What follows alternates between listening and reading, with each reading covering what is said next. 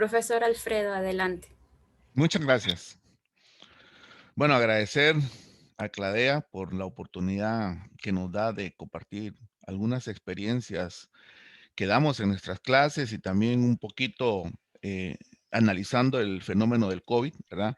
Y gracias al profesor Federico por haber hecho las coordinaciones de solicitar el link class para el día de hoy. Y voy a compartir la pantalla. No sé, ustedes me avisan si lo ven, ¿verdad? Sí, perfecto. Profesor. Muy Ok, bien. muy bien. Vamos a analizar un poquito el fenómeno del COVID como una crisis, ¿verdad?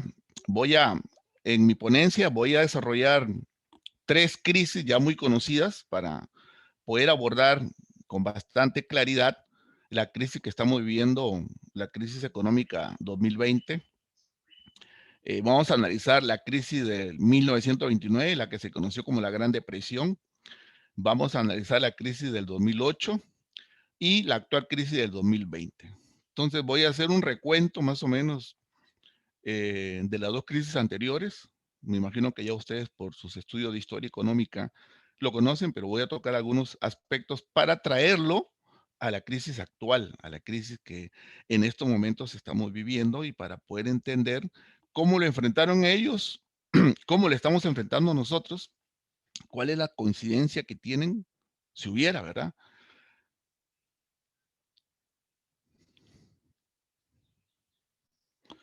Vamos a analizar la crisis de 1929. Ustedes saben muy bien que en Estados Unidos en esa época la bolsa de valores de Nueva York, lo que se conoce como Wall Street, tuvo un crecimiento bastante interesante.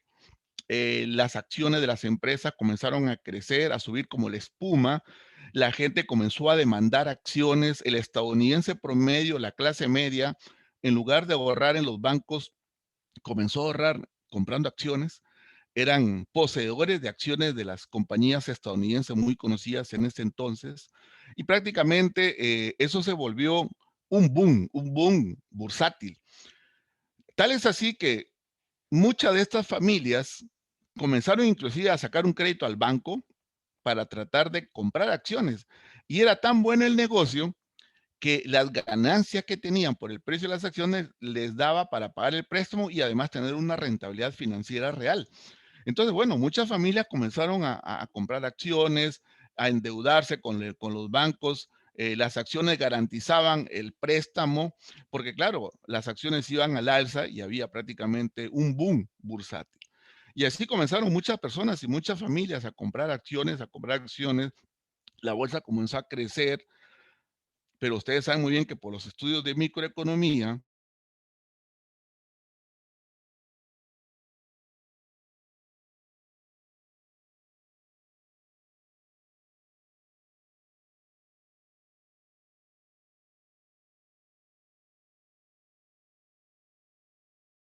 estamos viendo con el Bitcoin y con muchos bienes y servicios de todo el mundo.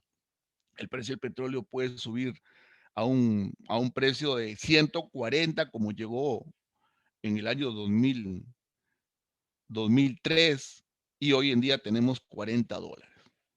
Por el exceso de demanda, muchas veces la actividad económica crece, las fábricas necesitan materias primas. Igual pasó en 1929. Los precios de las acciones ya a octubre de 2029, la tercera semana del mes de octubre, lo que se conoce como el famoso Viernes Negro, los precios de las acciones comienzan a caer estrepitosamente. Y se conoce como el Viernes Negro, donde prácticamente quiebran, ¿verdad? Quiebran muchas empresas, porque obviamente el precio de sus acciones se tira al suelo. Hay una quiebra de la bolsa, quiebran los bancos, lo que provoca una crisis financiera.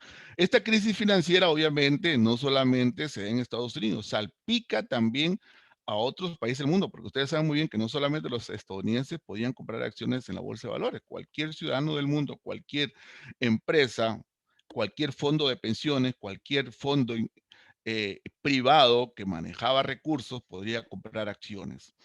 Entonces, prácticamente ya en octubre, la tercera semana, por eso se conoce el Viernes Negro, el día que está ya en la bolsa, ¿verdad? Entonces, lo que comenzó como una crisis bancaria en Estados Unidos terminó con una crisis económica global, ¿verdad? El contagio fue muy grande, ¿verdad? Obviamente, cuando se da el fenómeno de que al caer los precios de las acciones, muchas familias habían hipotecado su vivienda. Entonces, la garantía que tenías para el préstamo de la vivienda ya no te alcanzaba. Entonces, los precios de las viviendas también comenzaron a caer por la insolvencia, por la iliquidez que había en el mercado financiero, ¿verdad? Entonces, al caer los precios de las viviendas, los bancos comenzaron a verse que las garantías reales que habían dejado también comienzan a perder de valor. Entonces, si los bancos tenían 1.000 millones en activos, en garantía a esas acciones, esos 1.000 millones ahora costaban 500 millones. O sea, los bancos tienen una pérdida irrecuperable por el efecto de la pérdida de... Y las familias comienzan a empobrecerse. Aunque usted no lo crea, ustedes pueden ver videos de que en ese entonces la gente no tenía ni para comer. La gente se empobreció de tal manera, algo que usted puede decir, pero ¿cómo en Estados Unidos? Sí, sí. O sea, esas mismas escenas que usted ve en Venezuela, donde la gente come la basura, esas mismas escenas usted las vio en Estados Unidos en 1929. Fue una crisis brutal que muchas personas no tenían para comer, ¿no? Muchas personas tenían que ir a ver en la basura de otra familia que tal vez sí tenía más recursos, buscar qué comer.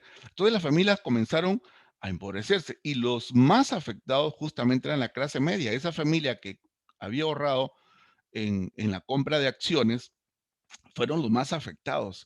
Sus casas les comenzaron el banco a embargar, por supuesto, porque ya no podían pagar, no tenían la solvencia para seguir pagando sus préstamos. Y Estados Unidos y Alemania, el desempleo llegó a un 25% por un periodo de 2 años. O sea, para que ustedes se den cuenta la magnitud del problema, por cada 100 estadounidenses, 25 estaban desempleados, no tenían trabajo, no tenían ingresos, no podían pagar sus préstamos. El valor del trigo descendió también un 50%, ¿verdad? Ustedes saben muy bien que en toda crisis económica hay deflación, lo que se conoce como, lo vivimos también nosotros el año pasado. Toda crisis económica hay deflación. Cae el precio de los productos, cae el precio de las industrias manufactureras porque no hay consumo. Hay un shock de demanda porque la gente no tiene que consumir, no tiene para consumir vehículos, no tiene para consumir alimentos. Entonces el precio del trigo cayó a un 50%. Esta situación que pasó en Estados Unidos fue una situación bastante crítica. La gente comenzó a vivir debajo de los puentes porque ya no tenía sus casas donde vivían y el banco les había quitado. El gobierno tuvo que tomar acciones rápido para tratar de contrastar esta situación, para tratar de corregir esta situación. Vamos a ver algunos números para que ustedes se vayan dando cuenta la magnitud de la crisis. En 1930 la recesión fue de menos 9.9, o sea, cae la economía, la actividad económica en una recesión de menos 9.9. En 1931 cae a menos 7.7 y en 1932 cae a menos 14.9. Este número fue lo que se da para que los economistas pudiéramos llamarle como la Gran Depresión, porque la caída fue brutal, ¿verdad?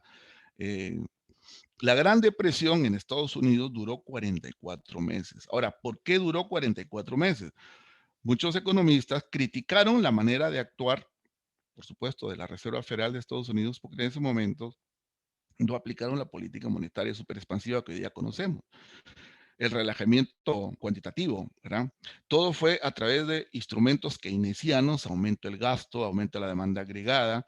Entonces, según la situación que vivimos en Estados Unidos en esa época, hizo que la crisis durara 44 meses. O sea, fue una crisis muy profunda, le costó a Estados Unidos salir de esta crisis, pero bueno, toda crisis tiene una fecha de finalización, lamentablemente. Hoy Estados Unidos conocen que es una potencia económica y todo lo demás, pero eso es la historia que nos dice lo que vivió Estados Unidos, la caída económica del 25% de desempleo, la pobreza que aumentó durante la crisis, la disminución de la actividad económica y la pérdida de la riqueza. ¿verdad? La pérdida de la riqueza de los bancos, la pérdida de la riqueza de las familias, y prácticamente esta crisis hizo que nosotros lo llamemos la Gran Depresión. Ahí está la curva del gráfico durante los casi 4 años que se vivió de la tasa de desempleo más alta que tuvo Estados Unidos en toda su historia, ¿verdad? 25%, el pico más alto, y se pudo bajar hasta 15%. Entonces, esta situación hizo que el gobierno, en ese entonces fue el gobierno de Hoover, ¿verdad? Quien le tocó bailar con la más difícil, ¿verdad? Con el baile más difícil, más duro. Justamente ya hubo un cambio de gobierno, ¿verdad? Y entra Franklin Roosevelt a gobernar. Y bueno, Roosevelt tuvo que hacer algunos cambios para tratar de corregir y de revertir esta situación. Entonces, como yo le dije, ellos aplicaron una política fiscal súper expansiva, siguiendo, diríamos, el sistema keynesiano, ¿verdad? Se contrataba a los desempleados para que taparan hoyos para reactivar la economía. Entonces, por ejemplo, se contrataba a una persona para que tapara un hoyo, después lo volvía a destapar y después lo volvía a tapar para darle un sueldo, para apoyar económicamente, o sea, para que no digan te lo regalamos, simplemente haz algo. Y es inyección de capital. Eso se conoce como inyección de capital a través de deuda, por supuesto. Se reorganizó el mercado de valores, el gobierno se puso más estricto, la legislación se reguló de una manera de que el mercado de valores iba a estar un poquito más, diríamos, más regulado, en el sentido de que era un poquito más flexible, y habían algunas cosas. Cuando un mercado no se controla, ustedes saben muy bien que se hace fiesta, ¿verdad? Cuando las leyes son un poco flexibles, cuando los requisitos son, cuando usted va a pedir los bancos se aseguran, te piden una garantía real, te piden un montón de cosas. Pero ¿qué pasa si un banco no te pide una garantía real? Y si tú no pagas el préstamo, el banco pierde. Entonces, algo así pasó en la bolsa, ¿verdad? Habían algunas cosas que posiblemente las pasaban por alto, no había cierta rigidez, y a raíz de esta crisis es que la bolsa de valores comenzó a ser más vigilada, más regulada. Se invirtieron $5,000 millones. Hubo un paquete fiscal de $5,000 millones de ese entonces. Posiblemente, si lo traemos a valor presente, podríamos estar hablando de $5 billones al día de 2021, ¿verdad? Si lo traemos a valor presente, esos $5,000 millones de ese entonces equivaldría ahora tal vez a unos $5 billones. Se establecieron subsidios de desempleo, ¿verdad? Muchas personas al quedar sin empleo, hubo una política social de Estados Unidos de darle subsidios de desempleo. Hasta ahora Estados Unidos tiene subsidio de desempleo, Europa también tiene subsidio de desempleo. Hoy en día también con esta crisis se dio. Ahí prácticamente Estados Unidos, al ser una economía eminentemente capitalista y al tener muchas personas en el umbral de la pobreza, ¿verdad? Entonces comenzaron a dar subsidio de desempleo porque 4 años estuvieron muchas personas sin trabajo, no tenían para comer. Entonces el Estado gastó para poder, pero ustedes saben que todo gasto es una deuda, ¿verdad? Al final todo gasto es una deuda. O sea, el dinero no crece en los árboles. O sea, cuando el gobierno dice vamos a apoyar económicamente esta crisis, téngalo usted por seguro que eso después representa aumento de impuestos. Se estableció un salario mínimo, ¿verdad? Ahí prácticamente diríamos que la situación social se pone un poquito más en boga, ¿verdad? Se construyeron autopistas, se construyeron escuelas, hospitales para tratar de reactivar la economía, inyectar liquidez para poder reactivar la economía, ¿verdad? Se estableció la seguridad social, las pensiones por vejez. Prácticamente a partir de esta crisis fue que ya Estados Unidos pensó más en el ser humano, en las personas, ¿verdad? Para no dejarlos tan desamparados. Entonces ya ahora los estadounidenses tienen una pensión por vejez, hay seguros de desempleo, ¿verdad? Ya prácticamente estos subsidios de desempleo ayudó un poco a paliar la situación de la pobreza, a paliar la situación del hambre, ¿verdad? Y prácticamente comenzó un poquito a enderezar la situación. Disminuyeron también la producción agrícola para subir los precios de los productos agrícolas, ¿verdad? Porque habían bajado un 50%. Proporcionaron trabajo a 6 millones de personas por las medidas puesto en marcha por el presidente Franklin Roosevelt entre 1933 y 1938. Algo muy importante que también lo hemos visto ahora, por ejemplo, ¿no? Las fábricas de Ford fabricaron tanques y carros militares, porque claro, no había consumo, nadie compraba un carro en ese entonces y el gobierno necesitaba tanques, necesitaba carros militares, ¿verdad? Entonces el gobierno, para que Ford no quebrara, le encomendaron fabricar tanques y fabricar carros militares. Eso permitió reactivar un poco la industria, que ha sido icónica siempre hasta ahora, ¿verdad? La industria del automóvil en Estados Unidos.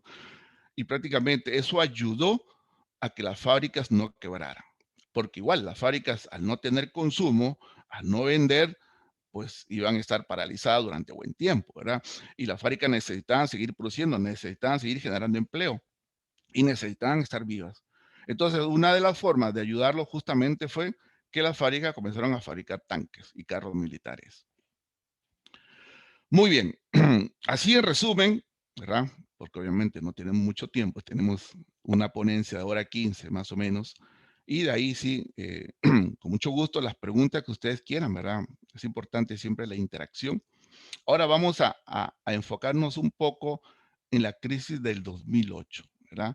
Ustedes saben muy bien que después que hubo el atentado contra las Torres Gemelas en el año 2000, si no mal recuerdo, 2000, hubo una situación complicada en Estados Unidos. Hubo una pequeña recesión y para poder reactivar un poco se bajaron las tasas de interés. Se bajaron las tasas de interés al 1%. O sea, usted saca un crédito para vivienda y te cobran el 1%. Los bancos y obviamente la avaricia de los banqueros, ¿verdad? Por tratar de colocar una mayor cantidad de créditos, le vendían a todo mundo. O sea, a todo mundo. En Estados Unidos los ingresos están bien marcados. No sé cómo es en la Argentina, pero en Estados Unidos los ingresos están bien marcados, ¿verdad? Los ingresos, allá se trabaja por año. Los ingresos de $20,000 al año es clase baja. Los ingresos de $21,000 a $50,000 es clase media. Y los ingresos mayores a 50,000 a 100,000 es clase media alta y los ingresos mayores a 100,000 para arriba es clase alta, ¿verdad? Entonces, los bancos comenzaron a prestar dinero a un segmento de crédito que se llama el segmento de crédito subprime, o sea, las personas de más bajos ingresos, ¿verdad? Porque comenzaron a determinar de que una persona con un salario de $30,000 por año podía pagar una hipoteca si la tasa de interés estaba al 1%. Colocaron muchos créditos. Estos mismos créditos, los bancos comerciales los vendían a los bancos de inversión. Los bancos de inversión los vendían a los bancos europeos, ¿verdad? Y el negocio era buenísimo. El negocio era buenísimo porque en realidad vendían muchos créditos. Muchas familias compraban casas. Hubo un boom ya no bursátil. En esta vez hubo un boom inmobiliario. Los precios de las casas subían, las familias compraban vivienda, los precios de la casa subían y justificaba el préstamo que usted pagaba. Entonces muchas personas compraban hasta 2 viviendas, vendían una y le generaba una buena ganancia, ¿verdad? Todo eso se comenzó a dar, pero cuando comenzó nuevamente a haber una situación de incremento de la tasa de interés y la tasa de interés sube de 1 a 6. Cuando la tasa de interés sube de 1 a 6, muchas familias, sobre todo de este segmento subprime, personas de los más bajos ingresos en Estados Unidos, ya no podían pagar sus créditos. La cuota ahora sí se les subía de tal manera que o comían o pagaban el crédito de la casa. Ya no pudieron pagar el crédito de la casa. Entonces, ¿qué pasó? Bueno, los bancos comenzaron a recoger casas. Las casas bajaron a la mitad. Los bancos tuvieron que perder mucho dinero porque las casas que costaban $300,000 bajaron a $150,000. Bueno, ahí está ya la crisis del segmento subprime. La crisis está ahí el 15 de septiembre y la primera víctima fue el banco de inversión Lehman Brothers. Se declara en bancarrota el 15 de septiembre de 2008. Ustedes recordarán las imágenes que pasaron por la televisión. Muchos empleados comenzaron a salir, fueron despedidos porque la empresa había quebrado, por supuesto. Entonces ahí prácticamente estalla la crisis. Esta crisis afectó mucho el sector financiero, ¿verdad? Y también salpicó, por supuesto, a Europa y Japón, ¿verdad? Con esta crisis, recuerden que los bancos comerciales vendían a los bancos de inversión, los créditos de los bancos de inversión vendían a los bancos de Europa y Japón estos créditos. Esta recesión duró 19 meses. Los precios de la vivienda se redujeron a la mitad. Se perdieron 10 millones de empleos solo en Estados Unidos, ¿verdad? El desempleo llegó a 9.7%. El Standard Poor's 500 perdió la mitad de su valor. Es un índice accionario donde están las principales empresas estadounidenses y prácticamente, obviamente, al haber una recesión, al disminuir el consumo, al haber un shock de demanda, pues por supuesto que el precio de las acciones de estas empresas caen. Vamos a ver algunos números. Verán que en el 2008 la recesión fue del menos 0.1, el desempleo fue 7.2, en el 2009 la recesión fue de menos 2.5, el desempleo fue 9.3. Esta recesión fue un poco más corta, casi la mitad de la recesión del 1929. La recesión duró 19 meses. ¿Qué fue lo que hizo el gobierno específicamente para tratar de reactivar la economía? Porque, o sea, después de toda crisis, ustedes, los argentinos lo saben muy bien, ustedes que han tenido muchas crisis, ¿verdad? Después de toda crisis, el gobierno tiene que tomar acciones para reactivar la economía, para revertir la tendencia, ¿no? Entonces, el gobierno, obviamente, la Reserva Federal inyectó 780. Aquí sí hubo una política monetaria súper expansiva. Con la experiencia que tuvo Estados Unidos, que la crisis de 1929 no lo atacaron con política monetaria, sino solamente con política fiscal, entonces ellos aprendieron ya a partir de ahí que las crisis no solamente tienen que ser con política fiscal súper expansiva, sino también con política monetaria súper expansiva. Entonces la Reserva Federal inyectó 780.000 millones de dólares. Dejó caer Lehman Brothers, pero salvó y nacionalizó algunos bancos como Citibank, por ejemplo, lo estatizó, perdón, lo nacionalizó, era privado. Sin embargo, muchos otros bancos también iban a caer, pero el gobierno, a través de la inyección de capital, logró salvar otros bancos.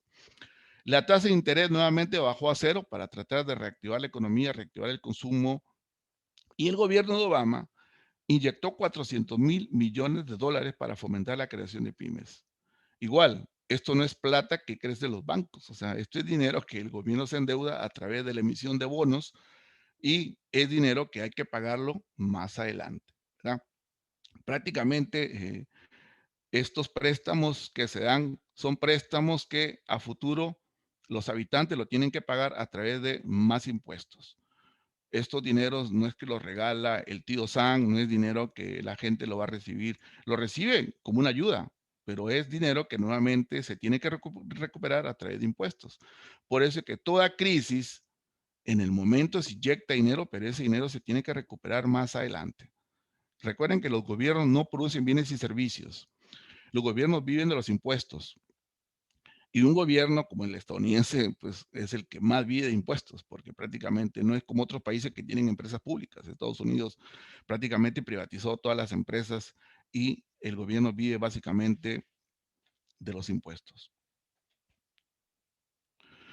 Ahora sí, vamos a enfocarnos cómo empezó la crisis del 2020, ¿verdad? Esta historia nace en China, ustedes saben muy bien, en China en diciembre del 2019 ya se comienza a hablar del virus. Posiblemente dicen que el virus empezó como en septiembre del 2020 en un mercado en Wuhan. Dos vendedores de animales silvestres llegaron al hospital con algunos síntomas como fiebre, como dolores musculares.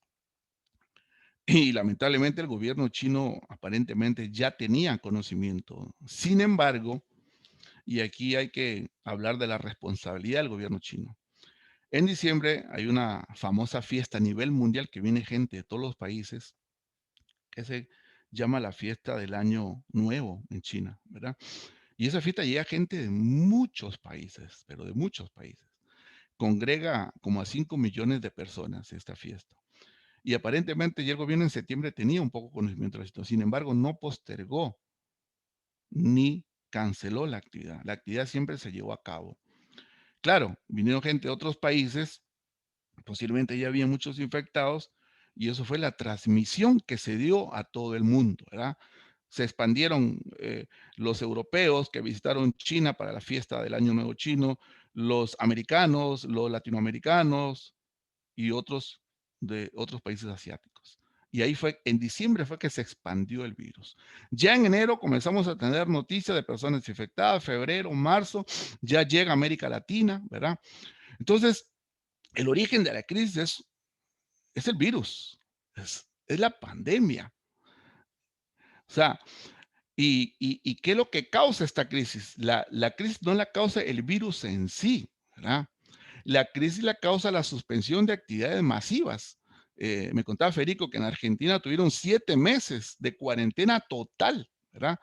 En Europa 4 meses, en España 3 meses. Entonces, la suspensión de las actividades, cuando usted para la economía totalmente, pues disminuyes el consumo de petróleo, disminuyes el consumo de materia prima, disminuyes todo. Las personas, obviamente, al no trabajar no tienen ingresos, ¿no? Y el confinamiento temporal de la población. Eso es lo que generó la recesión a nivel mundial, ¿no? O sea, las medidas de confinamiento que se dan en todos los países del mundo, en unos con mayor intensidad que otros. ¿Cuáles son los efectos de esta crisis? Bueno, la recesión económica que vivimos en el 2020, ¿no? La caída de la recaudación tributaria. Definitivamente los países cayeron sus impuestos, cayeron sus ingresos por impuestos, porque las empresas dejaron de producir, dejaron de vender, no tenían ingresos, ¿cómo iban a pagar impuestos? ¿Verdad?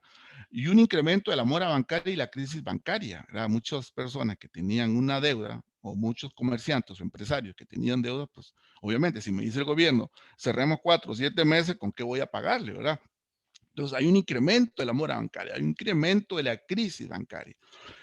Muchas empresas quiebran, los gobiernos se dedican a aplicar políticas de ajuste, ¿verdad? Sobre todo en Europa comienzan a dar apoyo económico a las empresas. Estados Unidos le dieron apoyo económico a las aerolíneas, apoyo económico a la población a través de subsidios, y en Europa también, ¿verdad? Son países que tienen, diríamos, la parte social mejor estructurada. En América Latina ustedes saben muy bien que casi no hay por la informalidad, no hay seguro de desempleo, ¿verdad? Prácticamente los gobiernos lo que tenían que hacer es aplicar bonos, ¿verdad? A la población para que traten de quedarse en su casa. Entonces, prácticamente ya esta situación, desde marzo que empieza en América Latina, lo comenzamos a vivir con recesión. ¿Qué se espera de esta crisis? Bueno, cuanto más dure esta crisis, mayor será el daño económico. Vea que esta crisis no sabemos cuándo va a terminar. Ya tenemos año y medio prácticamente.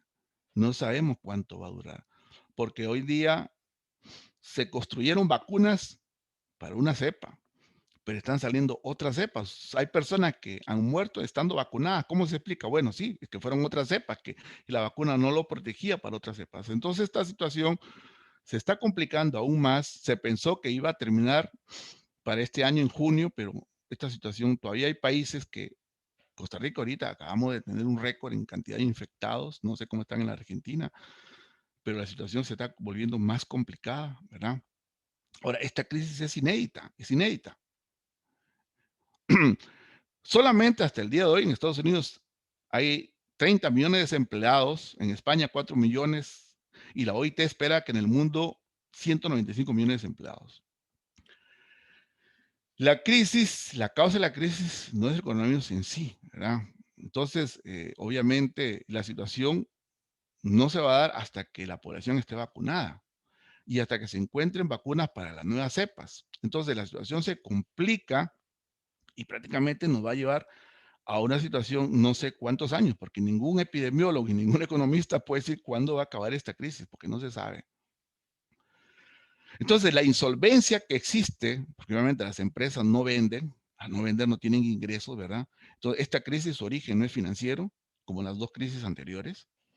Su origen es la medida de cuarentena que nos obligaron a realizar, ¿verdad? Lo cual está bien, porque obviamente era la única manera de detener el avance del virus, ¿verdad? No digo que esté mal, está bien, pero lamentablemente su efecto colateral o su daño colateral, como toda medicina tiene efectos colaterales, ¿verdad? Su efecto colateral es la gran recesión que provocó el año pasado, ¿verdad? Y no sabemos cuánto va a durar. Entonces, aquí prácticamente lo que se espera de esta crisis es ver que ya no existan más cepas, ¿verdad? Las que están, pero lamentablemente eso tampoco lo podemos controlar nosotros. Algo muy importante que hay que analizar es que antes de la crisis del 2020, el mundo ya venía en una desaceleración a partir de 2017, 2018, 2019. Ya había una desaceleración del comercio mundial provocado por la guerra comercial entre Estados Unidos y China. Ya hay una desaceleración del crecimiento económico. Los pronósticos, obviamente, del crecimiento de la economía bajaron al 2% anual. Ya había una desaceleración, ¿verdad? O sea, ya veníamos y encima nos agarra el COVID, o sea, prácticamente fue ya la última estocada a la economía mundial. Entonces, los choques de oferta, los famosos choques de oferta, recuerden que ustedes estudiaron micro y macro, están estudiando, ¿verdad? Recuerden que en los famosos choques de oferta, prácticamente hay una disminución de la producción, ¿no? O sea, el consumo de petróleo cae, tal es así de que los productores de petróleo no sabían qué hacer. Ellos bajaban su producción para que el precio suba, pero la disminución del consumo fue más grande que la disminución de la producción y el petróleo llegó a bajar hasta menos 30 negativo, ¿verdad?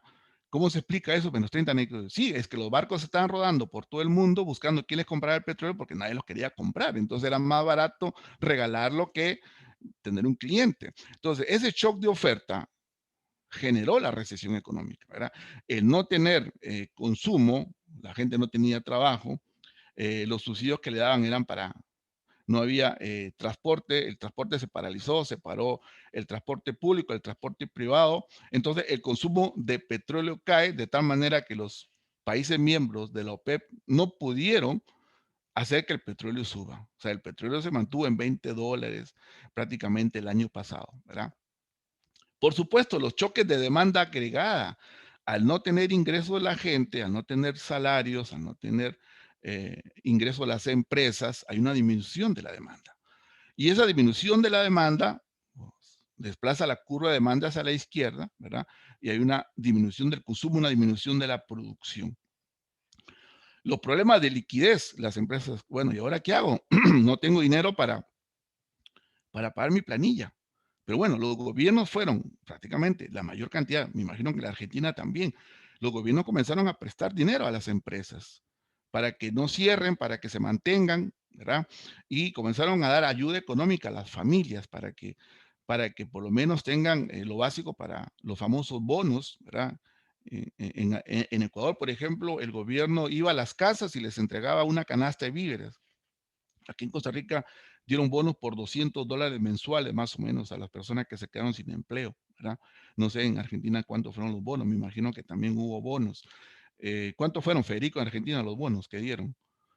Sí, bueno, fueron parte de esos 2 billones de pesos que estábamos hablando originalmente, que se inyectaron en la economía. Y después se inyectó de diferente manera, digamos, como crédito justamente, que se llamó acá el crédito ATP, que eran para las empresas que no podían pagar justamente sueldos, por otra parte, y también para los trabajadores informales. Argentina, como es común en todo lo que es la región latinoamericana, tenemos una economía muy fuerte, informal, ¿sí?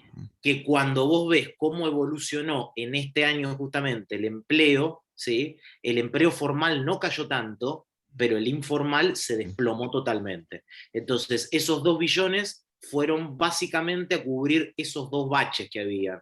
El problema que vos tenías justamente con las empresas que al cerrar o al no obtener su actividad no podían pagar sueldos, por una parte, y por otro lado, como una especie de ingreso mínimo que se le daba, por ejemplo, a trabajadores monotributistas, que son los freelancers, ¿sí? Los que trabajan por cuenta propia o los que trabajan de manera informal, que les daban, digamos, un determinado bono o determinado ingreso, producto de que básicamente no podían salir a ¿De trabajar. cuánto era ese ingreso, Federico, por mes? Esos eran 10.000 pesos en la Argentina. ¿En dólares? Y en dólares, uy, ya te hago la conversión, era verdaderamente muy poco. Hoy el dólar en la Argentina tuvo muchas oscilaciones de aquel entonces, hoy aproximadamente está en 150 pesos, o sea, estamos hablando de casi $700. Ok, ok. Más Perfecto. o menos. Perfecto. Que Muy ese era bien. el mismo. Después el resto, lo de las empresas, ojo, y que tiene que ver un poco con lo que vos decías al comienzo, lo tomaban como empréstitos, como créditos. Claro, Que claro, ese dinero, como vos muy bien decías, es la conexión con lo que pasó antes, tienen que pagarlo claro, efectivamente. claro. A lo cual yo sumo, y con esto ya, perdón, te digo, lo complicado está muy bueno lo que vos presentaste, porque al principio fue una deuda financiera en Sí, el crack de los 30.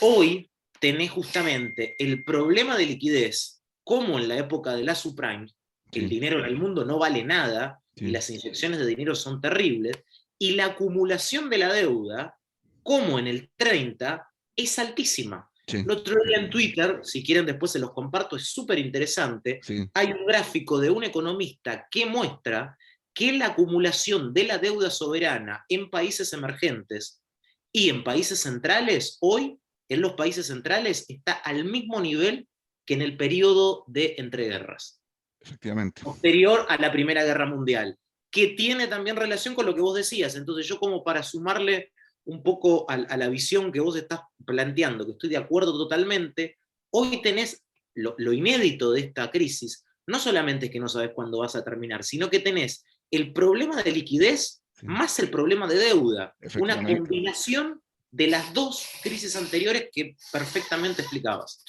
Así Excelente, que, perdón, Federico. perdón. Muchísimas gracias, Federico. Continuar, Excelente. perdón, ¿no? Por eso te hice la pregunta, porque quería enfocarlo a Argentina, porque tú eres el que más conoce de la realidad argentina, ¿verdad? Ok, $700 entonces en promedio. Bueno, todos los países comenzaron a dar 700, 500, El Salvador $500 y así sucesivamente, ¿verdad? Estados Unidos $1,200. Pero esto generó un problema ahora muy grande, porque es cierto, los países han sido generosos en tratar de no tener, diríamos, ninguna restricción en inyectar liquidez para salvar las empresas, para salvar a las familias, lo cual está bien, pero eso está generando una acumulación de deuda que a nivel mundial es 355% del PIB, o sea, es casi 4 veces más lo que se produce. O sea, 4 veces más lo que se produce. O sea, ¿dónde vamos a pagar esta deuda? O sea, ¿en qué momento la vamos a pagar? Tendremos que tener 2 o 3 planetas más para pagar la deuda.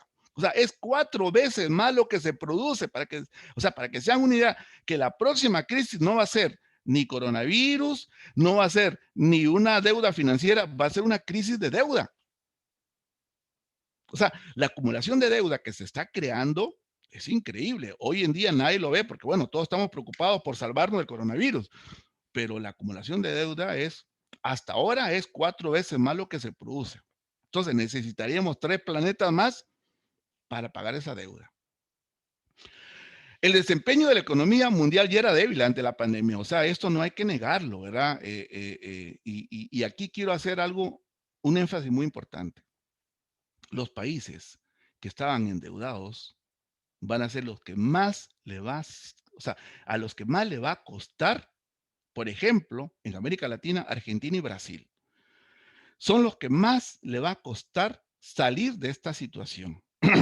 Obviamente, a los que estaban menos endeudados antes de la crisis 2020, como Chile y Perú, Chile tenía 21%, perdón, 26% de su deuda, Perú tiene 21%, o sea, tenían más colchón financiero para poder enfrentar esta crisis. Argentina tiene bueno, tenía creo el 90% del PIB, si no me corrige, Federico. Brasil está en el 85% de la relación deuda-PIB. O sea, ¿quiénes van a sufrir más para reactivar la economía? Los países más. Nosotros estamos un 60, 70% ya con respecto al PIB. O sea, teníamos un 60% de deuda antes de entrar a la crisis. Ahora ya estamos en un 70% de deuda. Posiblemente el otro año vamos a llegar a un 80% de deuda. O sea, los países que estaban más endeudados antes de entrar al COVID van a ser los países que le va a costar más su recuperación, ¿verdad? Pérdida de puestos de trabajo, definitivamente. O sea, hemos tenido pérdida de puestos de trabajo. en la economía formal y en la economía informal. Y todavía en la economía informal es más grave porque muchos de estos trabajadores no tienen seguro, no tienen un seguro de salud, no tienen un seguro de desempleo, ¿verdad? Entonces, obviamente les va a costar más un poquito ir a un tratamiento por aquello que se enfermen del coronavirus, ¿verdad? Aumento del desempleo a nivel mundial. Esta es otra situación pandémica, ¿verdad? Hay un aumento del desempleo. Aquí nosotros tenemos un aumento del desempleo de un 30%. Ha sido brutal. O sea, nosotros teníamos antes de la crisis nosotros teníamos un 13% de desempleo.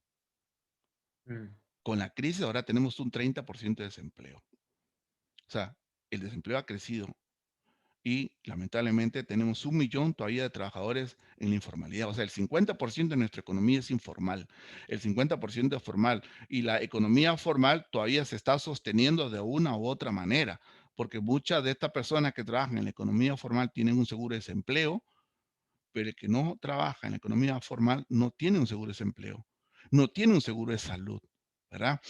Entonces, es una situación más complicada para las personas que están en la economía informal. Aumenta la pobreza.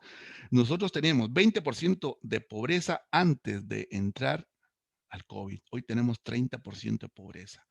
Y por supuesto, quiebras de empresa. Han quebrado 5,000 restaurantes aquí en Costa Rica. Tenemos 5,000 restaurantes que ya no están.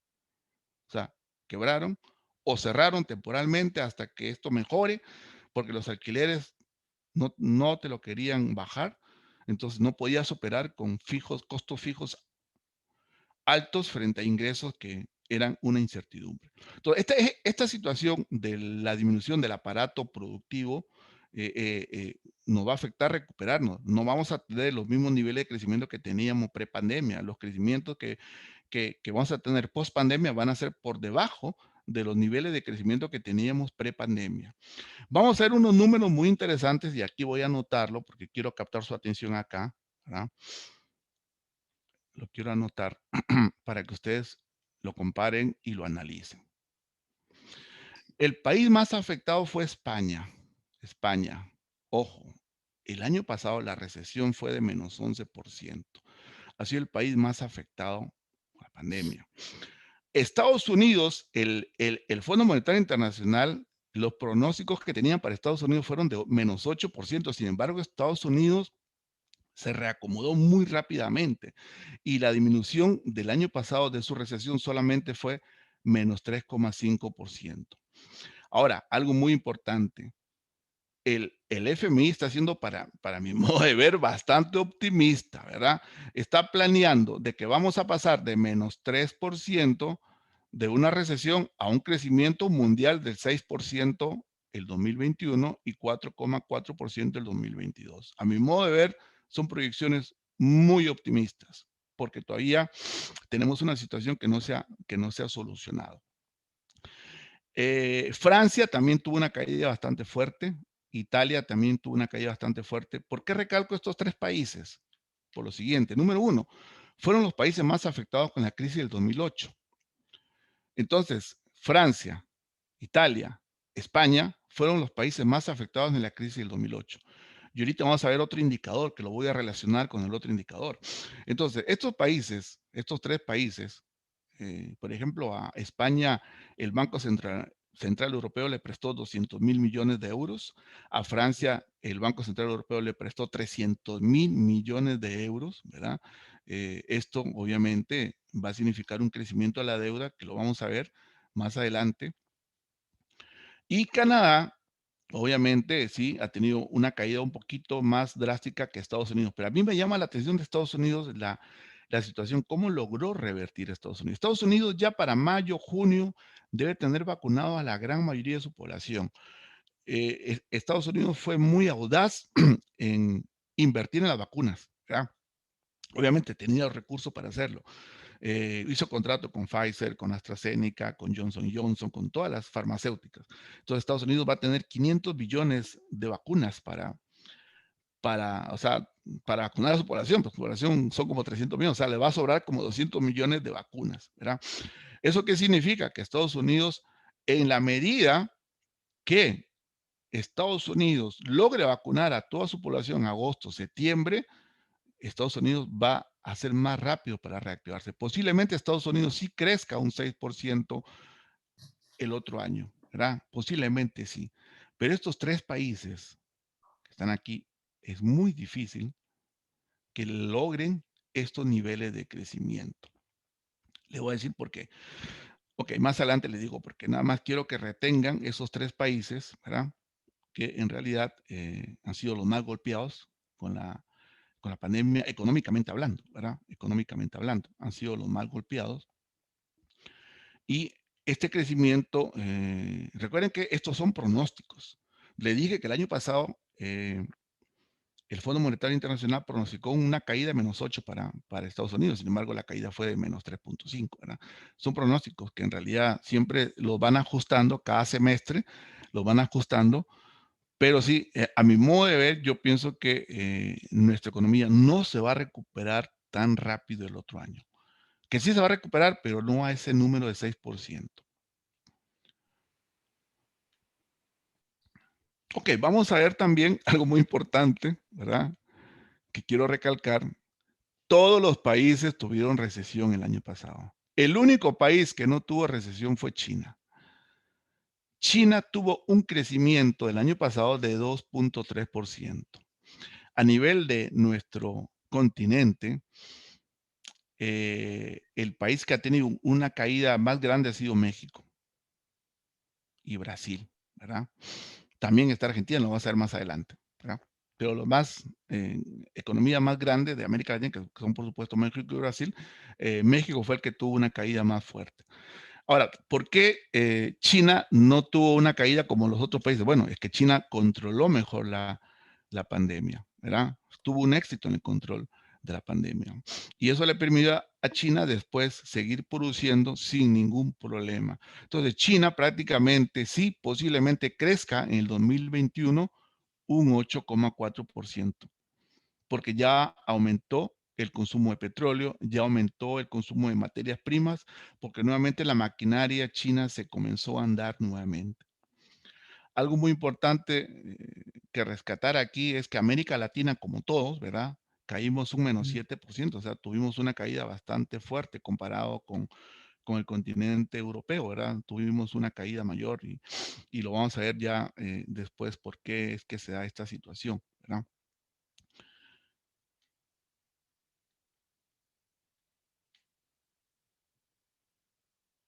Ok, ahora sí, le dije que retuvieran eso, porque es que estos países, Italia, Francia y España, son uno de los países más endeudados del mundo. Italia, con un nivel de deuda de 133,15%. Francia, con un nivel de deuda de 99,31%. España, con un nivel de deuda de 96,41%. Según el FMI, los países deben tener un nivel de deuda de 50%. Según la Unión Europea, los países deben tener un nivel de deuda no más de un 60%. Estos tres países que son miembros de la Unión Europea ya se excedieron en su nivel de endeudamiento. Entonces le va a costar un poquito más la recuperación, porque tienen que pagar los intereses de los préstamos que han contraído para tratar de solventar la crisis del coronavirus. Japón y Estados Unidos no hay problema. Japón y Estados Unidos, al tener una capacidad productiva tan grande, esos niveles de deuda no es preocupación. Estados Unidos tiene un 106% de nivel de deuda y Japón tiene 237, pero son economías tan sólidas donde su crecimiento manufacturero es tan grande, entonces que esos niveles de deuda no es preocupación.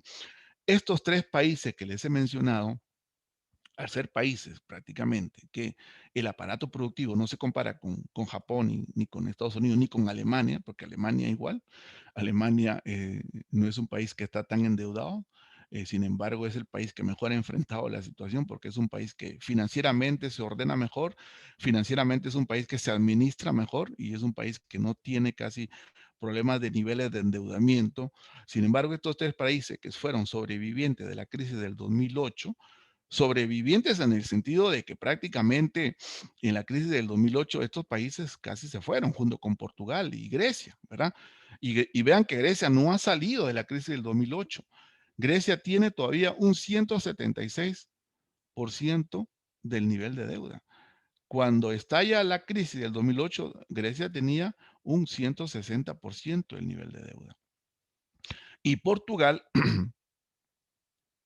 todavía tiene un 117%.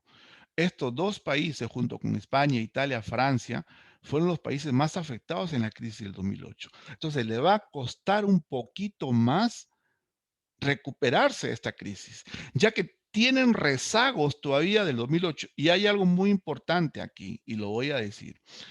Cuando la Unión Europea se vuelve una moneda única, el euro, a partir del año 2000, a la Unión Europea solamente le queda de los dos instrumentos que ustedes conocen. Todos los países tenemos dos instrumentos para enfrentar una crisis, que es la política monetaria y la política fiscal.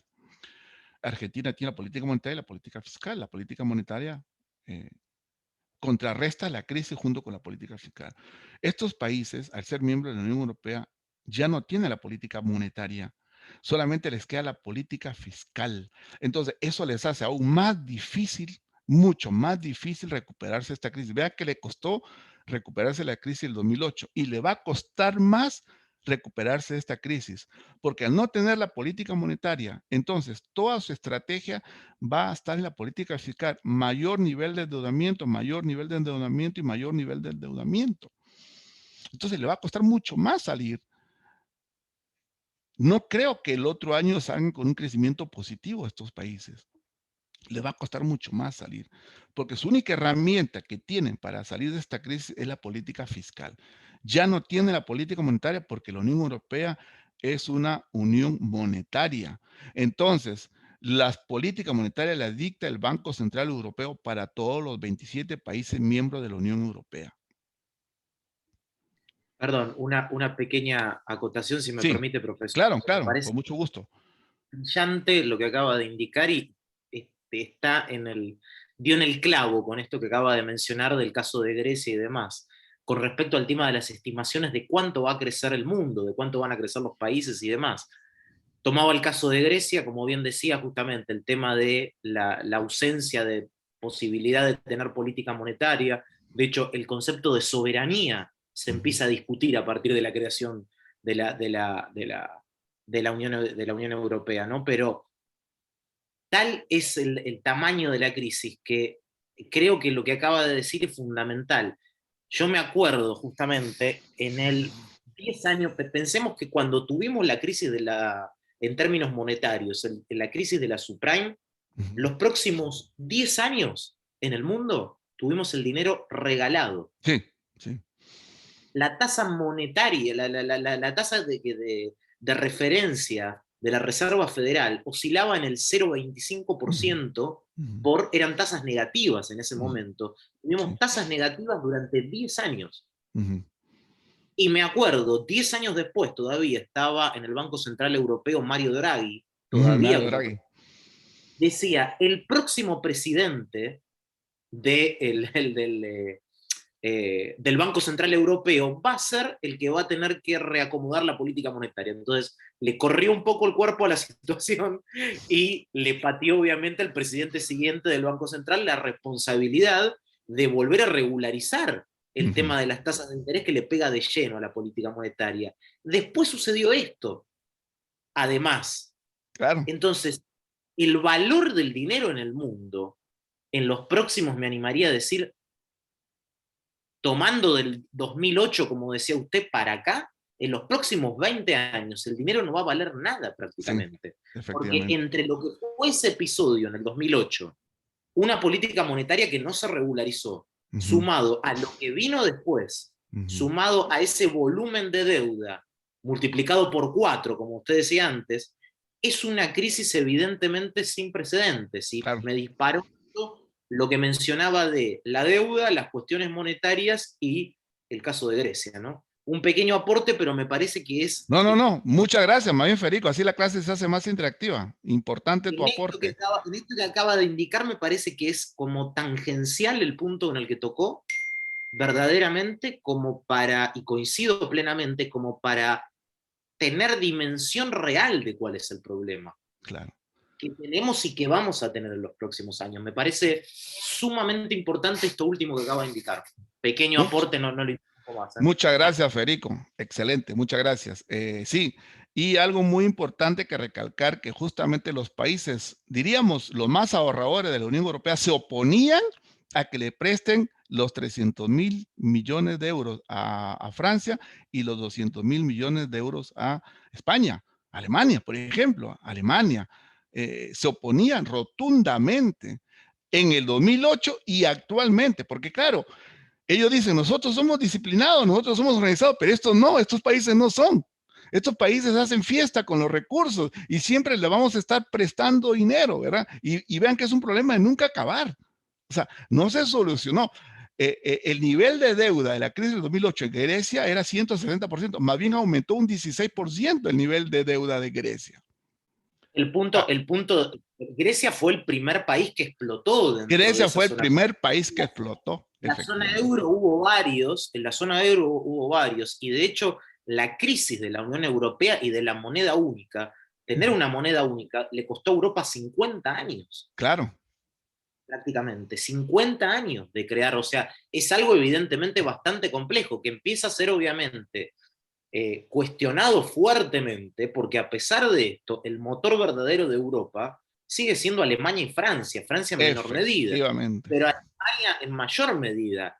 Entonces, la imposibilidad de realizar política monetaria implica que los países que son más productivos y más ricos tengan que, un poco también siguiendo lo que decía el profesor al comienzo, ¿no? Del dinero no crece de los árboles, claro, salir a cubrir justamente esos desbordes fiscales y esa ausencia de margen para poder contemplar, digamos, para que Grecia o para que otros países menos solventes puedan mantener esos niveles esos niveles fiscales que les exige estar en la Unión Europea. Así Entonces es. tienen que ir efectivamente a cubrir a esos países. Así ¿Y es. cuáles son los dos países más potentes para salir a cubrir a toda la zona euro? Francia y Alemania, fundamentalmente Alemania, ¿no? Que es la primera economía. Así Pero es. la verdad es que todo esto cae en un marco donde ya, como bien decía al principio, ya estaba en crisis la Unión Europea también. Claro. Ya venía en crisis. O sea, la crisis de la subprime empieza a desnudar de alguna u otra manera un montón de falencias en el sistema europeo, en mi opinión, que después ahora, con esto, los termina agudizando de una manera terrible, y cuál sea el futuro, la verdad, de la Unión Europea, en mi opinión es bastante incierto. Es muy difícil desarticular una moneda común que fue creada, que tardaron 50 años, de la misma manera que, por ejemplo, para un país latinoamericano, es difícil salir de la dolarización, países que están dolarizados, sí, sí. y volver a tener una política monetaria. Aquí en la Argentina, la gente que se opone a la dolarización, primero que hay una cuestión técnica por la cual es totalmente improbable de que la Argentina, o muy poco probable, pueda llegar a dolarizar su economía. Pero además, tenemos, por ejemplo, en Latinoamérica el caso de Ecuador. Ecuador trató de salir, creo, corríjame si me equivoco, 4 o 5 veces en su historia a partir de que dolarizó. Y es un esquema mucho más difícil que, por ejemplo, el que tuvimos nosotros, que hablábamos al comienzo, antes de conectarnos, de la convertibilidad, porque la ley de la convertibilidad en la Argentina era una ley de tipo de cambio fijo, que en la Argentina en los 90 te decía $1 equivale a un peso equivale a $1. Pero era una ley que establecía un tipo de cambio fijo. Sí, una cosa es establecer por ley un tipo de cambio fijo que no te permite hacer política monetaria, es cierto. Ahí viene la responsabilidad de los gobiernos latinoamericanos, porque si uno estudia la inflación de la Argentina, en el único periodo donde no tuvimos inflación fueron los 90, quiera sea o no. Es cierto, quitarle la posibilidad a un país de hacer política monetaria verdaderamente también es un problema. Claro. Pero también es, en el caso nuestro de la Argentina, desnuda la irresponsabilidad, por otra parte, de la gestión política, ¿no? En cómo utiliza esa política pública, esa política monetaria. La verdad que, como para cerrar un poco, y no quiero irme muy del tema, digo, todos estos temas deberían contribuir, me parece, al debate en muchos países de verdaderamente qué país o qué proyecto de país quieren de acá a los próximos años, de acá a las próximas décadas, porque todas estas cuestiones, tanto la crisis subprime como lo que estamos viviendo ahora, desnudan, como yo siempre digo, verdades que no hemos querido ver, porque como Así mucha es, sociedad no queremos ver, ¿no? así es. Perdón, lo dejo seguir, no, no. Muchísimas gracias, Federico, de tu aporte. No, no, Perdón, pero no. me parece apasionante lo que Tu estamos aporte es hablando, enriquecedor para darle un mayor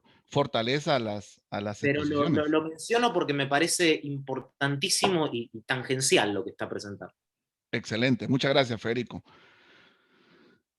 Muy bien. Ahora, ¿cuáles son los riesgos? O sea, usted sabe muy bien que toda acción tiene riesgos, ¿verdad? Usted va a comprar una casa, se endeuda para 15 o 20 años, los riesgos es que te quedes sin trabajo, los riesgos es que te enfermes, los riesgos es que te divorcies y tu esposa ya no viva a pagar el préstamo. Bueno, hay muchos riesgos, ¿verdad? Ok. Igual, o sea, a nivel mundial hay riesgos para la reactivación de la economía, ¿verdad? Pues la reaparición de la pandemia, las nuevas cepas, es un riesgo que nos está poniendo locos a todos, ¿verdad? Porque la Pfizer y todos los laboratorios ya crearon la vacuna, pero era para una cepa. Están apareciendo otras cepas, la brasileña, la africana, y ahora sí, y posiblemente ya la vacuna no va a ser efectiva para esta cepa, ¿verdad? Entonces, ese es un riesgo latente que todavía no se ha solucionado porque ahí está. Están las nuevas cepas, pero la vacuna no está siendo eficiente para esas nuevas cepas. Demoras en la producción y la distribución de la vacuna, que por supuesto, ese es un riesgo latente. O sea, hay países que apenas han vacunado el 5% de su población.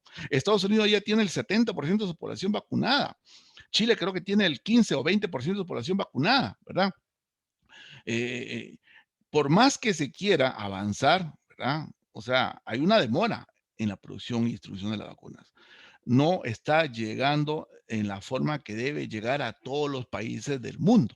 No se dan abasto para la enorme demanda de 7,000 millones de personas. Los laboratorios en este momento no se dan abasto. Entonces, obviamente va a haber una demora. Entonces, mientras más tarde en llegar las vacunas en un país, más se va a extender la crisis. El primer país en el mundo en vacunar a sus habitantes va a ser Estados Unidos y después Israel. Son dos economías que prácticamente para agosto ya tienen que tener vacunado a toda su población. Entonces son países que más rápido van a reactivar su economía. El endurecimiento de las condiciones financieras, al principio sí hubo una flexibilización en las condiciones financieras, los bancos te comenzaron no a condonar, sino que simplemente decían, ok, 4 meses no me pagas, pero eso lo sumamos a capital y vas a tener 4 meses más cuando termines el periodo de deuda. Otros dijeron, ok, lo diluimos, el saldo, en todo el saldo que queda. Hubo muchas maneras como se refinanciaron, ¿verdad? Pero obviamente eso fueron 6 meses. De ahora en adelante no sabemos cómo va a ser las políticas bancarias para las personas deudoras y que siguen desempleadas o que siguen con un negocio que no se ha abierto todavía. Una cicatrización extendida, ¿verdad? Esto también es un riesgo, no sabemos, le dije 4 años casi duró la Gran Depresión, 2 años casi duró, ya vamos año y medio y no sabemos cuánto va a durar esto, ¿verdad? Puede ser 2 o 3 años o 4 años, no sabemos. Entonces, una cicatrización extendida obviamente es un riesgo latente para reactivar la economía. La intensificación de la agitación social en muchos países del mundo, la gente está en contra, por ejemplo, de las medidas de cuarentena.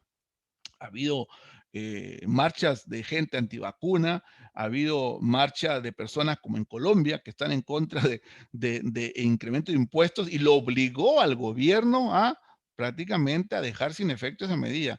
Y óigalo, ningún país en el mundo puede aplicar impuestos hoy en día. Eso es fatal. O sea, ¿cómo vas a aplicar impuestos hoy en día a personas que están sin empleo, a empresas que no están vendiendo? O sea, es poco sensato aplicar impuestos en esta crisis de coronavirus. No podemos aplicar impuestos. Los gobiernos tienen que buscar otras medidas, contención del gasto, ampliación de la base tributaria, qué sé yo, para tratar de generar más ingresos, más recursos. Pero aplicar impuestos, ustedes saben muy bien que todos los impuestos son recesivos. Y en una recesión son más recesivos todavía los impuestos. Entonces no podemos aplicar impuestos o incremento de impuestos en plena pandemia, ¿verdad? Obviamente Estados Unidos lo está haciendo diferente. Ellos van a aplicar impuestos para a los ricos, ¿verdad? A la gente que les ha ido bien con la pandemia, a los dueños de laboratorios, a los dueños de Amazon, a los dueños de Zoom y todo lo demás, gente que ha tenido ingresos, a los dueños de Netflix. Claro, es diferente. Pero Colombia quería aplicar impuestos increíbles a la clase media. Entonces, obviamente, la clase media salió a protestar, hicieron marchas, hubo como 40 muertos, pero ya el gobierno echó para atrás, el gobierno quitó esa ley y despidió al ministro de Hacienda, pero el gobierno, pero la gente sigue, ya es una situación que posiblemente esas agitaciones sociales va a seguir en contra del gobierno, ¿verdad? Eso también es un riesgo para reactivar la economía colombiana y en cualquier país que se dé este tipo de agitación social, ¿verdad?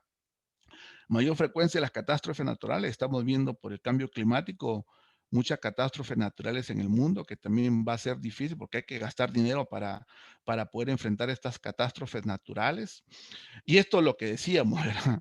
El enorme riesgo para la reactivación es que la deuda global supera el 355% del PIB mundial. Esto nadie le está mirando, o sea, esta situación. No he leído ningún artículo de opinión, no he leído ningún artículo del FMI sobre este tema.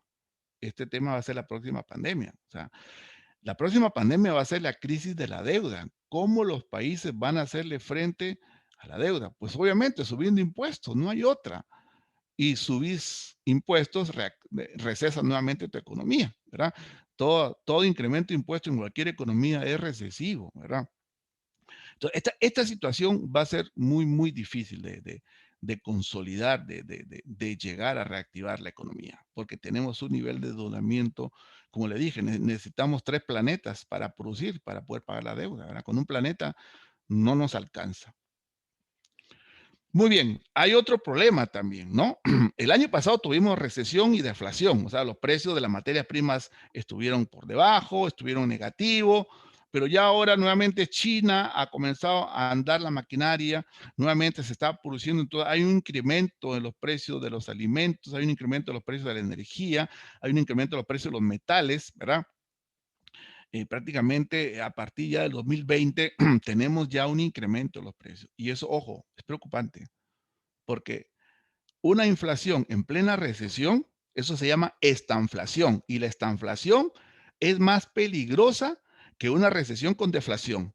Una recesión con deflación usted la puede controlar sin ningún problema porque los costos de producción están por debajo, no hay problema. Pero una recesión con incremento de la inflación es una situación más difícil.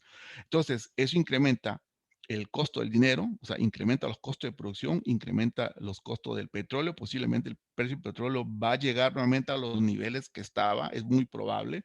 Eh, entonces ya tenemos el fantasma de la inflación por ahí rondando, ¿verdad? Ya tenemos el fantasma de la inflación, porque obviamente China está nuevamente siendo la palanca que jala la locomoción.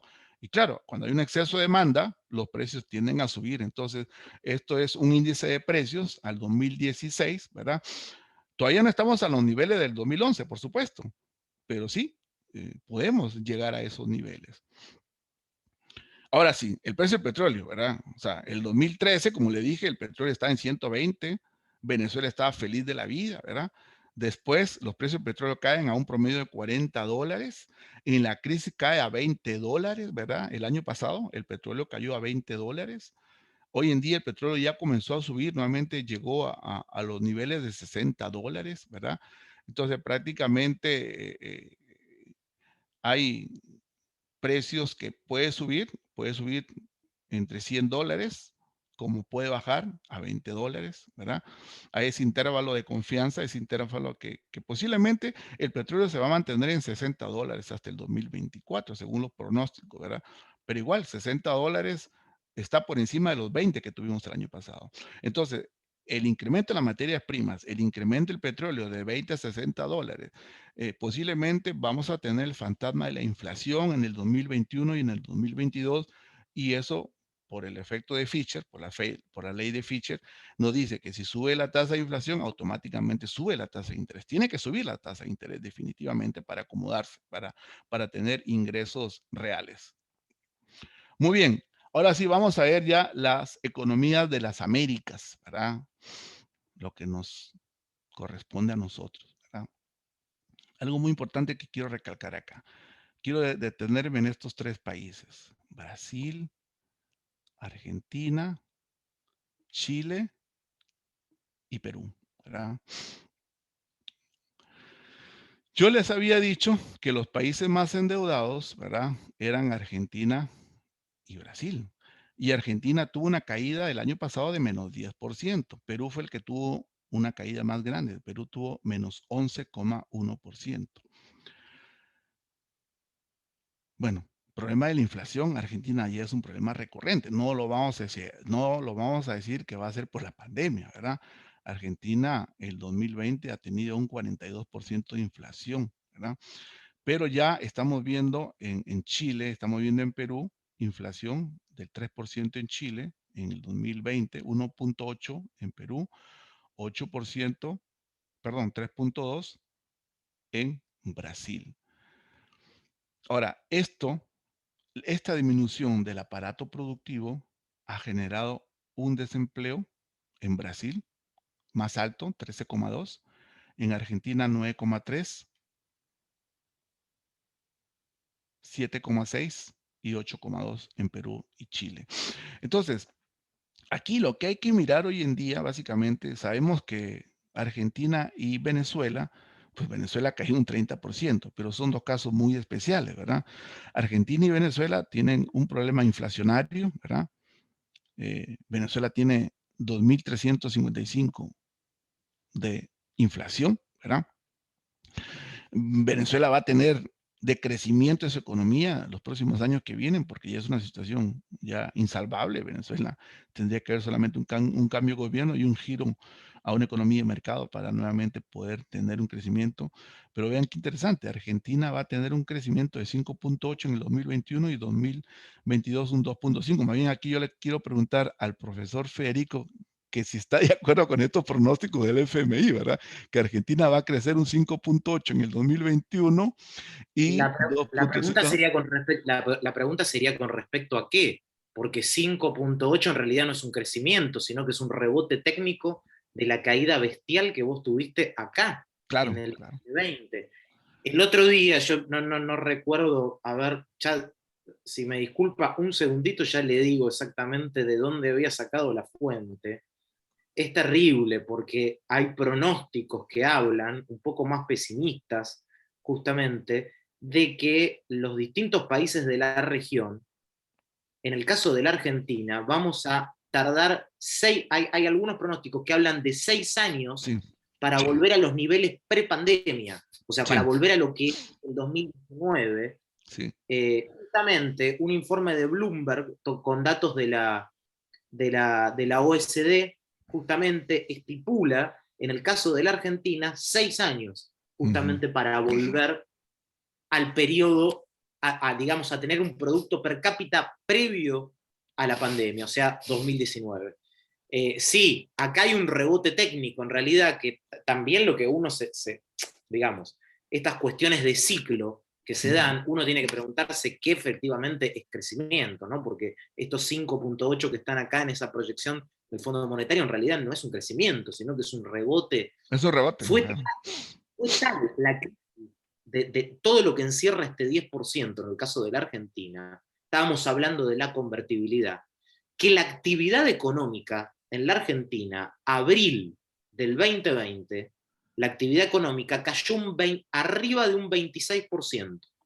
Cuando nosotros salimos de la época de la convertibilidad, año 2002, la actividad económica cayó un 16%, para tener un patrón de lo que fue la crisis en la Argentina el año pasado. Seguido a que cuando uno mira cómo se conformó este 42% de inflación, teniendo la economía cerrada de una manera brutal, tuviste 1,5 de inflación mensual en abril y en mayo. La inercia inflacionaria que hay en la Argentina es un problemón, de verdad, y un problema grande. Teniendo el país totalmente cerrado, tuvimos 3% de inflación en 2 meses, en abril y mayo.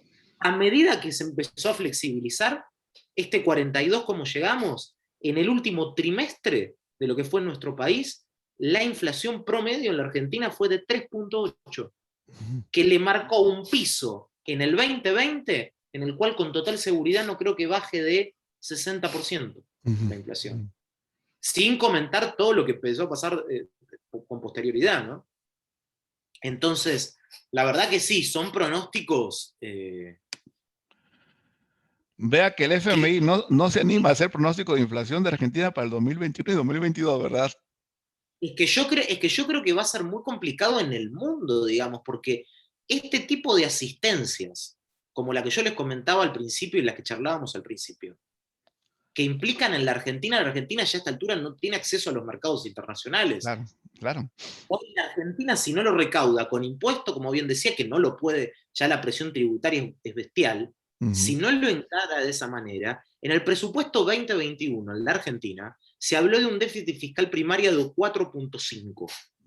Y se estableció una regla en el presupuesto, que ya naturalmente no se va a cumplir. El presupuesto que se votó en el Congreso en la Argentina hablaba de una inflación del 29. Ya en los primeros 4 meses tenés una acumulada de 17,6, o sea, no llegamos ni de casualidad a esos 29% anual, pero digo, se estableció una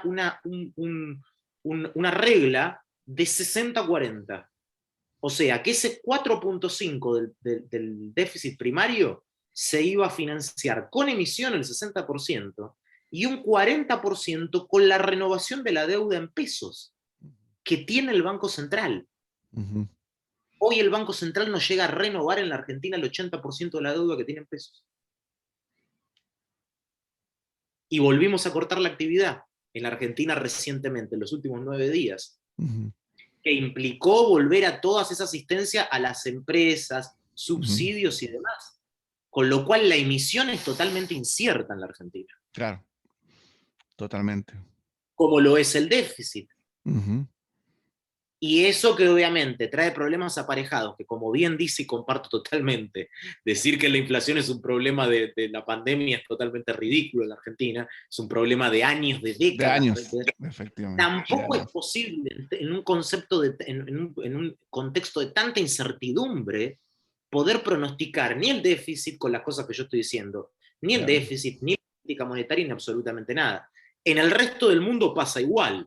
Claro. Pero en la Argentina puntualmente por estas cuestiones, ese tipo de problemas se amplifica de una manera muy, muy particular, extremadamente particular, y es, la verdad que es dramático. Lo único que tenemos en la Argentina y en el mundo con seguridad es que quienes se van a llenar de plata van a ser los psicoanalistas, los psicólogos y los profesionales de la salud, porque esa va a ser, además de la económica, yo le agrego, además de la económica y de la crisis de deuda, la próxima pandemia también va a ser la salud mental de las personas. Otro tema, ¿no? En este contexto que estamos describiendo, que es dramático, verdaderamente. Pero bueno. Muchísimas gracias, Federico, porque en realidad sí, esa parte no la conozco de la economía argentina, por eso te pedí ayuda, ¿verdad? Con respecto a esa parte, porque sí, uno conoce ciertas realidades, pero hay otras que pues claro, por el mismo efecto de que usted está allá y usted estudia allá, conoce mucho más de la realidad argentina. Por eso quería que usted nos explicara esta parte. Ok. Sí, la padecemos, básicamente. Ok. Vamos a ver las diferencias entre las crisis a modo de resumen, ¿verdad? La primera crisis, la Gran Depresión, fue una crisis de liquidez. Se utilizó la política fiscal expansiva. Ojo, solamente la política fiscal, porque la política monetaria no se utilizó. Por eso duró un poquito más. La crisis de liquidez en el 2008 se utilizó la política monetaria expansiva. Y en la crisis de liquidez e insolvencia se utiliza la política monetaria y política fiscal expansiva, y obviamente, definitivamente, lo más importante sería la cura del virus, que todos ya estemos vacunados, que a nivel mundial ya el virus disminuya su peligrosidad, ¿verdad? Y esa sería la forma como ya salir de esta crisis. No hay otra. O sea, el problema no es monetario, ni el problema es fiscal, ni el problema es financiero, es médico, ¿verdad? Entonces, ya para cerrar, ir cerrando, yo pienso que estamos bien con los tiempos, ¿verdad? Voy a dar más tiempo justamente a los estudiantes. Me dijeron 15 minutos, pero yo le quiero dar unos 20 o 25 minutos para que hagan sus preguntas, ¿verdad? Porque sí, me gusta mucho interactuar con los estudiantes y creo que voy bien con el tiempo. Esta es una crisis sanitaria y la solución tiene que ser con la vacuna para el virus, no hay otra. ¿verdad? O sea, definitivamente, alguien que diga que esta crisis se soluciona con más billetes, no, o sea, el billete solamente va a servir para, como un amortiguador, ¿verdad? Pero la solución está en la vacuna. Los estados tienen que aplicar políticas monetarias y fiscales súper expansivas para evitar la quiebra de empresas y proteger a los empleos y la supervivencia de sus habitantes para que cumplan la cuarentena. O sea, definitivamente, o sea, eso hay que hacerlo, pero eso implica más deuda, ¿verdad? Estados Unidos hasta ahora ha destinado 4 billones de dólares, España 200 mil millones de dólares, Francia 300 mil millones de dólares. O sea, son los países que han asumido un mayor nivel de deuda para poder contrarrestar esta crisis, ¿verdad? Los países tienen que unirse para trabajar en investigación y desarrollo para prevenir y prepararse para futuras pandemias. Acá quiero recalcar esto fundamental porque las pandemias son cíclicas. No olvidarse, cada 5, cada 10 años siempre vamos a tener una pandemia. La H1N1, tuvimos el, el ébola, tuvimos, bueno, un montón de pandemias. Entonces los países tienen que invertir en investigación y desarrollo y pagar bien a los científicos para que vayan preveyendo nuevas pandemias. O sea, no nos puede agarrar desprevenidos como nos agarró esta vez, esta pandemia, ¿verdad? O sea, invertir más en investigación y desarrollo. Los países tienen que invertir más en investigación y desarrollo, así como se previenen algunos terremotos, se previenen algunos, igual, estar prevenidos, precavidos ante una futura pandemia. Los países tienen que incluir en su contrato laboral los seguros de desempleo, fundamental, fundamental, sobre todo los nuestros de América Latina, ¿verdad? Sobre todo los nuestros, porque ya el Estado no va a estar en condiciones de poder asistir financieramente a las familias en una nueva pandemia o una nueva crisis económica. O sea, los países tienen que incluir en sus contratos laborales los seguros de desempleo para evitar mayor gasto de los estados cuando ocurre esta crisis. O sea, que las aseguradoras le den un seguro de desempleo a las personas que se quedaron sin empleo, que no sea el Estado, porque el Estado ya no va a tener recursos. Con costo podrá asumir algunos préstamos a las empresas, con periodos de gracia, pero ya no tendrá recursos para asistir a las familias. En vista que las políticas fiscales de los países aumentará el déficit fiscal y el nivel de deuda, se tiene que trabajar en bajar estos niveles tan altos de deuda. O sea, de aquí que pase, los primeros que tienen que hacer los gobiernos definitivamente es ver la manera cómo bajar los niveles de deuda que tienen ahorita tan altos, ¿verdad? Nosotros estamos ya un 70%, ustedes están un 95% nivel de deuda con respecto al PIB, ¿verdad? El 2020 tuvimos recesión con deflación. Es muy probable que el 2021 tendremos inflación, siempre ajustados a la meta de Estados Unidos y la zona del euro, por supuesto, 2% en Estados Unidos y 1.5% en la Unión Europea. Los países tendrían divergencias en combatir la pandemia. Los más ricos lo harán más rápido y los más pobres los llevará más tiempo. Definitivamente, Estados Unidos va a salir más rápido de esta situación, se va a reactivar más rápido, pero a los países africanos, a los países más pobres del mundo, como la India, les va a costar más salir de esta situación. 4 años, 5 años, ¿verdad? Y para terminar ya, haciendo ya una recopilación de todo, la próxima crisis será la crisis de la deuda, definitivamente, por las enormes inyecciones de liquidez para contrarrestar las medidas de cuarentena, inyección de préstamos a las empresas. Vamos a tener la próxima crisis, va a ser la crisis de la deuda. Muchas gracias. Ahora sí estoy ya dispuesto a las preguntas de los estudiantes, ¿verdad? Que quieran hacerme. Tenemos